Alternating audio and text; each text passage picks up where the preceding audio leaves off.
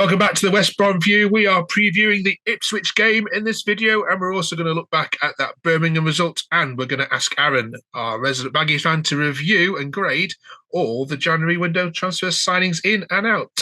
Good evening, Aaron. How are you? Hi, Mark. How are you? I'm not too bad myself.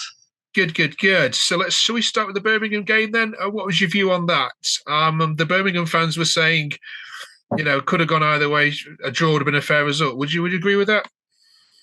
Um, I can in some ways and I can't in others. I mean, I don't think it was a game which either team sort of took the scruff of the neck, sort of thing. I think it was quite evenly played out.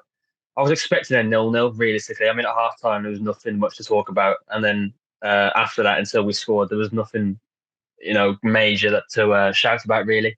I mean, I can see why some fans would say a draw would be a fair result, and I can happily agree with that. But it didn't happen in the end at the end of the day, so I'm chuffed. I'm happy that they're not because they're forcing a rivalry which isn't there, and I'm loving it. I mean, it's nice to finally win against Birmingham because in recent history we haven't been done too well against them, especially this season, which I thought was a bit smelly. But it is what it is, really. I mean, we got our win, so I'm happy with that.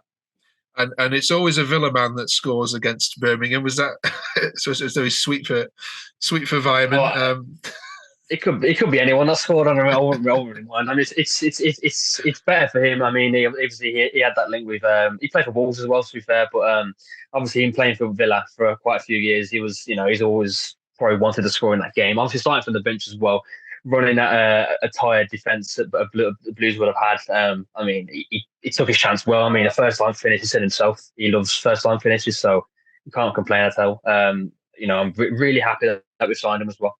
Okay. All right, let's talk about the outs then, and you can sort of grade what whether you got any disappointments in this lot then. So Gardner Hickman went to Bristol City, which I think, well, certainly I was surprised about. Mo Farr is on loan to Warsaw, and Caleb Taylor's, I think, has gone to Bolton on loan. Yeah, What did you make of all those outgoings first?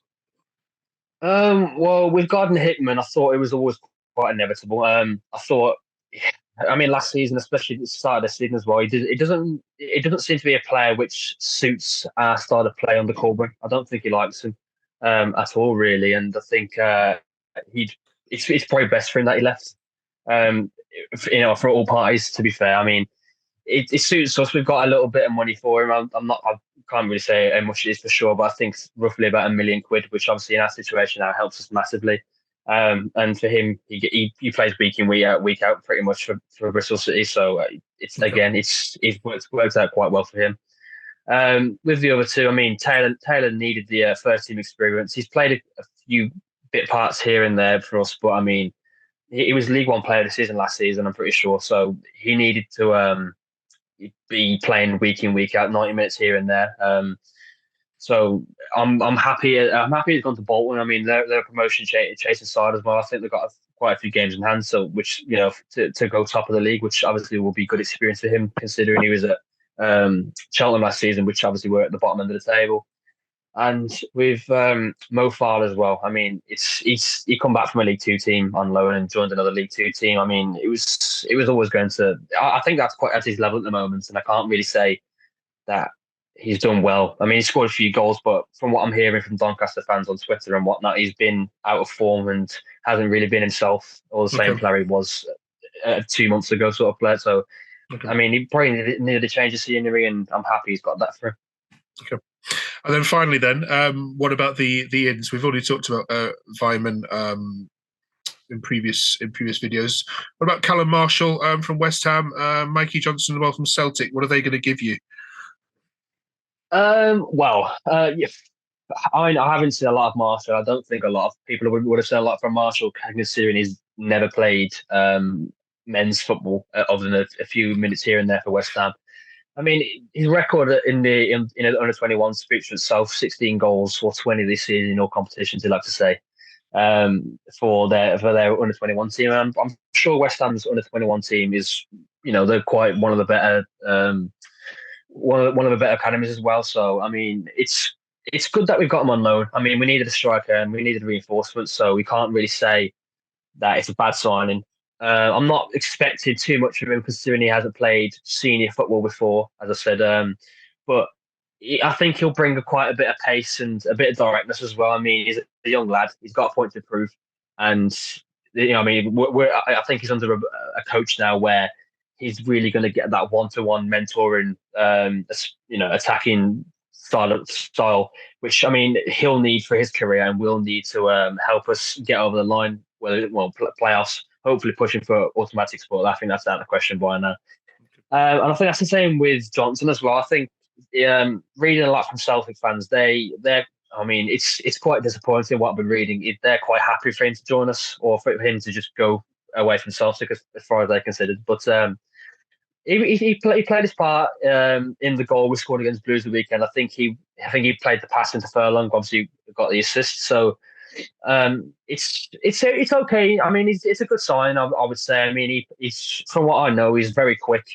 And he can dribble with the ball, and he's quite direct. And that's all we want from a winger. Someone like Fellows we got in our team, and Wallace, who I mean, Fellows especially got that burst of pace, and he's very direct. He'll just run and then put a ball in the box. And now we've got the striker as well to hopefully finish those chances. It should all pay off for us.